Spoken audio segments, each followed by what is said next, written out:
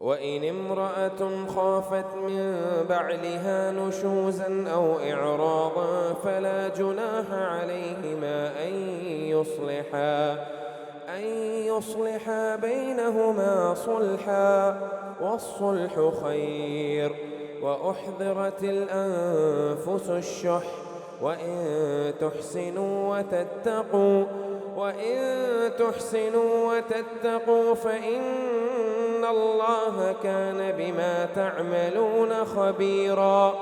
ولن تستطيعوا أن تعدلوا بين النساء ولو حرصتم فلا تميلوا كل الميل فتذروها كالمعلقة. وإن تصلحوا وتتقوا فإن الله كان غفورا رحيما.